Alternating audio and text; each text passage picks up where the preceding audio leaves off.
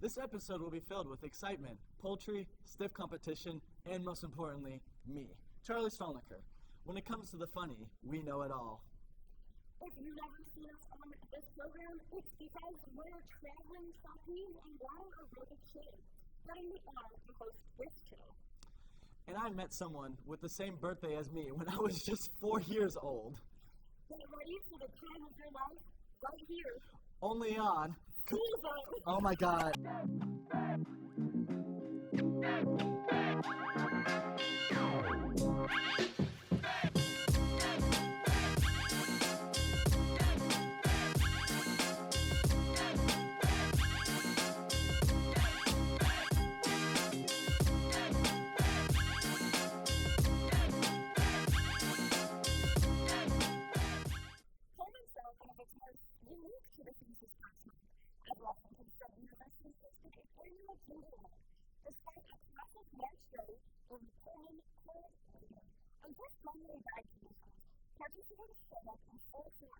Proving once again that nothing brings people together like community, competition, and shared vulnerability to society.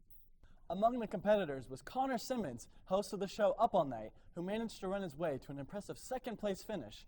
Unfortunately for Simmons, first place went to a competitor known only as Rainbow Glitter Dash, who, according to witnesses, may or may not have been an actual leprechaun. Officials have not yet confirmed eligibility requirements regarding mythical creatures, so for now, the result still stands. Connor says, quote, "Yeah, I mean, I trained hard, but I didn't account for magical abilities. That's on me." And then the ginger one once again finished by a few even miserable level can't stop a good time. And Connor Simmons will be back next year, presumably with a plan to beat the leprechaun. In other completely normal competitive news, 2 elite athletes took center stage at WSU this weekend in a showdown that can only be described as aggressively domestic. Competitive clothes folding returned to Pullman, where speed, precision, and all emotions were put to the test. The main event featured Florence favorites Peter Pickle Pete and Monsieur Babu going full to fight in what many are already calling unnecessarily intense. The rules simple: hold the clothes quickly and neatly. Pickle Pete came out strong, attacking the pile with confidence, and what analysts take home suspiciously good power technique. Meanwhile, the people took a more calculated, slower, and more deliberate, and visibly judging every wrinkle. Content rose as the competitors entered the pizza round, widely considered the make-or-break moment of the event. Pickle Pete opted for the classic veto phase, while the winner went with a bold freehand strategy that experts are still trying to understand. In the final seconds, it came down to a fitted sheet, arguably the most chaotic item in any laundry basket. Elastic everywhere, corners that don't exist, but in the end, it was the Burr who edged out Pickle Pete with a near flawless finish. Pickle Pete's final product has been officially classified as fold adjacent, a tough loss for Pickle Pete, who will now return to the folding board. In ultimate credit talking, Dylan Dingdong started off shaky, but was almost able to complete the challenge, but when facing the final 2 folds, the whole thing came crashing down. The defeat definitely hurt his ego and pride, but the only way to overcome the emotion was to get back in the ring and get back to stocking.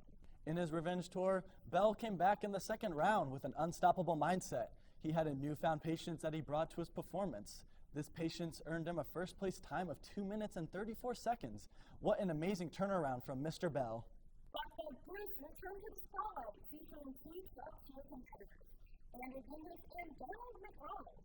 Rules are simple: sit in a circle, tap heads, stay duck, and at some point, win someone's goal with a very aggressive piece. Andrew Dingus opened strong, showing patience and control, methodically circling the group and delivering a series of confident ducks. Analysts described the performance as calculated and mildly unsettling. McRoberts, meanwhile, brought a more unpredictable style, mixing pace, tone, and what appears to be a psychological warfare. At one point, he made full eye contact with the participant for an uncomfortable amount of time, and still said, "Duck." Tension built as both competitors passed up multiple opportunities to call goose, clearly waiting for the perfect moment, or possibly just forgetting what they were doing. Then it happened. Andrew Dingus made the call goose, and chaos followed. McRonald jumped up. The chase was on, and for a brief moment, it looked like pure athleticism might decide this thing. In a dramatic sprint around the circle, McRonald nearly completed the time, but Lamborghini slid into the open spot just in time, securing the win in what officials are calling a textbook circle finish. A tough loss for McRonald, who now has to live with the reality of being Cougars. After all that talk about ducks, we now turn to a bird that did not make it out of the segment quite as lucky. This bird has been picked, seasoned, and is currently being eaten by Matthew Mendez. Let's send it over now.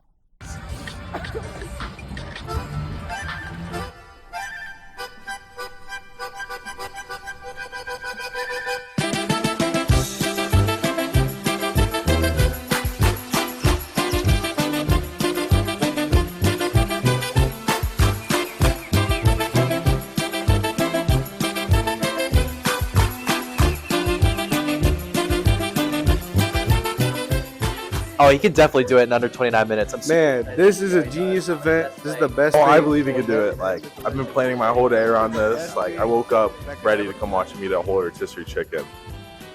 Yummy. Matthew, we're currently 5 minutes in. Yeah. How are you feeling right now? I'm still on a good pace right now. We finished all the big segments. We still got the wings to go, but right now I'm pretty happy. Okay. Good. I think he can do it in 10. I'm confident he can do it in 10. I think he can do it in under 29 minutes, 14 seconds. This chicken over here looks pretty doable. He's got a lot of water. I think he's going to do great, and I'm really excited. This is basically the event of the year.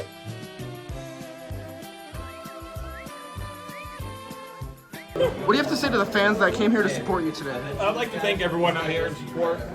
This has been a bigger turnout than we can imagine. Look at all those people. We have just hit 20 minutes. How are we doing? Not as good as I want. Okay. We're right now deciphering what's edible and not edible, this chicken, and separating plates. But I think our carcass, I mean, that looks painful, so we're not eating that. But the rest we Good will. call. Oh, that's a bone. Okay. Matthew Mendez! Matthew Mendez! Matthew Mendez! This chicken was made for you, man. This chicken was meant to be in your stomach. Your stomach looked at that chicken and was like, this is gonna be the best rotisserie chicken I've ever had in my entire freaking life. The skin just looked so amazing. The meat inside looked so amazing. This chicken was meant to be in Matthew Mendez's stomach. Let's go, Matthew Mendez. Come on. You're at 28 almost. Come on. Yeah.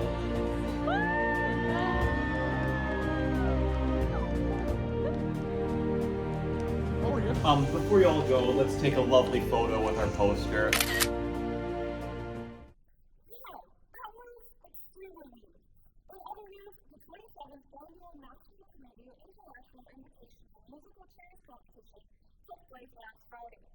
8 of the best singers in the world traveled down to Foolzone, Texas to compete for the cover title of this chair. Early on, Axon Jackson Flaxen Waxen got into the action, but lost his traction. This caused a gravitational reaction that gave satisfaction to his opponent. Debrickashaw Maxon, Flaxen Waxen then had a minor overreaction when he threw his chair and broke it into fractions. Definitely not a good action for Flaxen Waxen, man. I really sounded like a Dr. Seuss book there. Right, Sydney? After the number one seeded singer, Flaxen Waxen got eliminated first, the field weekend was wide open for the Cougars. In the second round of the match, the oldest player of the competition, Tracy Baker, made an illegal flip flop to the action and was ejected after an extensive replay review of the match. In post-game interview, Baker's coach only referred to him as Ricky Baker. Baker's legal team will take action in the coming days against his coach. The final three competitors in this high-stakes matchup were Hubundi Frundi, Haraf Almazar, and Chef Bardi. The music started, and the three began circling the final two chairs. Frundi used the lingering tactic by slowly walking in front of a chair for as long as possible, while his two opponents just walked normally. This strategy paid off for Frundi as she was first to clinch his chair when the music stopped. Almazar narrowly beat out the chef for the last spot, ending the Cinderella story for the number 8 seed Borody. Almazar and Fergie faced off in the final round for Kevin's title of fifth chair. Once the music started, Freddie continued to lingering tactics, but this time it came back to bite him. The music stopped just as Freddie stopped his legal in front of the chair, allowing Almazar to get to the seat and win himself his first ever international Canadian International Invitational Musical Chair competition. In the most anticipated dance battle of our generation, German native Hans faced off against Dugas Not Bugas. Here's a recap of this dance battle. Thank you. Hello, I'm Hans, and I'm way too sexy, and I'm going to shake my little tush on the catwalk. Questions, please. Hey, Hans. Yes. You've been preparing for this dance battle for the past 23 years. What's been your week of preparation like? Yeah, thank you. I mean, I was conceived 20 years ago, but it was in the cosmos before this world was even created that I would be a dancer like no other.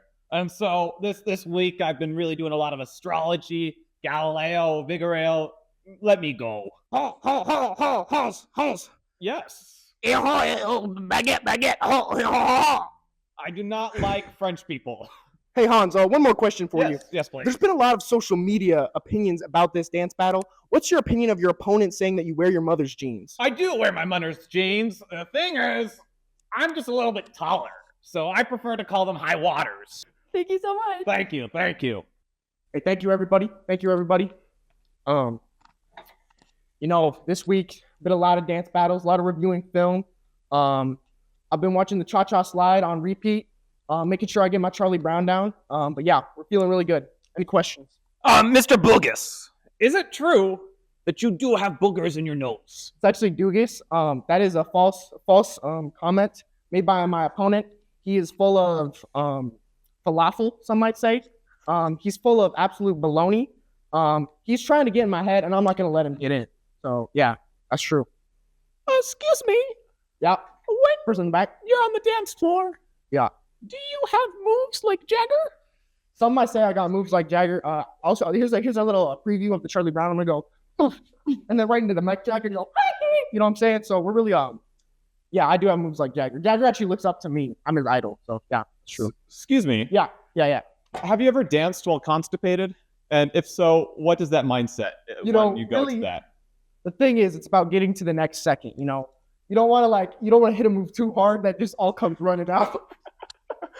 I did have an accident in Nicaragua. That's something we keep in mind, and we build from those experiences. Final question, please. Yeah. What would you like to ask me? I'd like to ask you. Thank you. Die Wolken sehen oder am Strome steh, Vater, du glaubst es nicht, wie's mir zum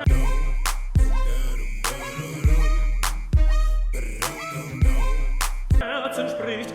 Wolken dort Wellen grün ziehen so leicht dahin.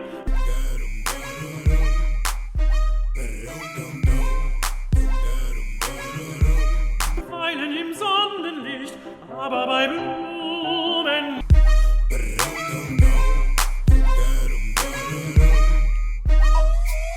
nicht.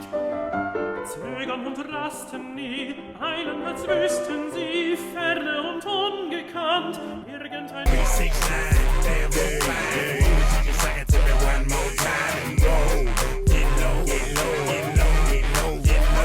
schöneres Land.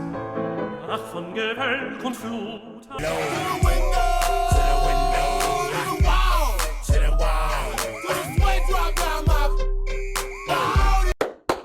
Boom! How we like that performance?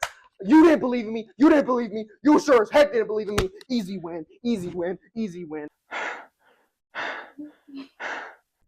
Wow, I cannot move like that. Let me try and bust a move really quick. Guess I need some more WD-40. It was a close weekend in the world of sports, or at least pretty close divisions of all sports. We begin with competitive polo football, where tensions were high and coaches failed immediately west. Defending champion DiMaggio Ramondo struggled early, taking out 10 of fast form and most of full confidence. Meanwhile, rookie sensation Richard Smoke shot the field with a flawless reverse entry. Big moment for Rick, huge moment for his ego. We now head to the highly anticipated speedwalking finals. A controversial finish here as officials reviewed footage to determine whether competitor Karen McButtface briefly jogged. McButtface denied the allegations, saying she was walking with urgency, which feels like a technicality, but we move on. The Cougars team made a shocking move in the offseason, signing former five-star recruit from Granville State. Chase Ovius jogged on the third, while in the third had an impressive freshman season until he was suspended in week 7 from winning with the intent to win. John Gabon at the field is a 5'9" player from Gary, Indiana, and had an 84% three-point rate with the city. The Cougs Quidditch team had a close matchup against Slytherin this past Tuesday. WSU's All-Pro chaser McDarius Buffingle got the Cougs on the board early, 30-0, getting the quaffle in the hoop 3 times. The game was highlighted by seeker Derfla Dinglehopper, who found the golden snitch in the end to gain 150 points to cruise the Cougs to victory. Dinglehopper struggled early in on the match, but had a game-saving play in finding the snitch. For finally, the middle game, professional knockout competitors were judged on speed, comfort, and overall commitment. The standout performance came from Crystal Rickleberry, who fell asleep in under 90 seconds and refused to wake up for the award ceremony, securing what many are calling the knockout victory. A historic weekend across the board, proving once again that if you try hard enough, anything can be competitive.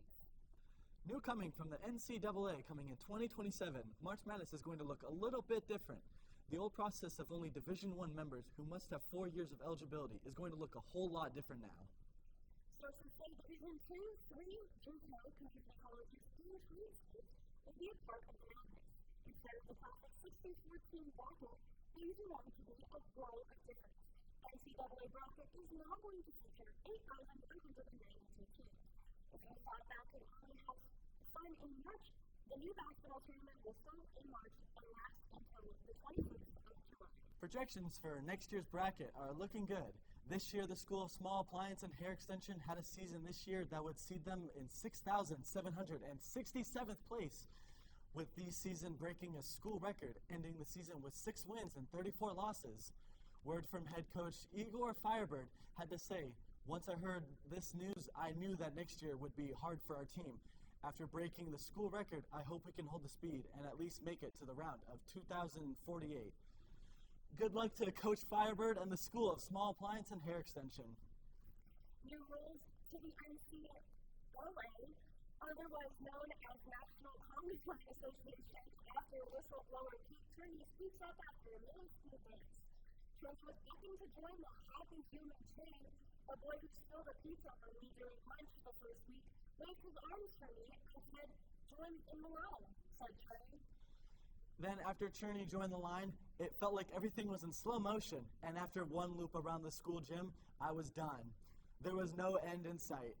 After 7 years, Cherney made the statement to the NCLA, where lead chairman of Conga Length, Grant Chisholm, stated, "It was never the intention to make someone feel trapped in a line. However, if you are not having fun, you ain't doing it right." Cherney versus the NCLA going to court, and the first hearing will be on May 20th. And light snacks and refreshments will be had after the hearing. Thanks for watching the first episode and the last episode of Foolzone. Want real WSN content? Follow us on all of our social media at Wazoo Sports Network on Instagram and TikTok, and at Wazoo Sportsnet on X. Also, make sure to like and subscribe to Coug Productions on YouTube for more amazing content, like every new episode of Foolzone. And everything that you will ever need in merch for this episode is on Matthew. Matthew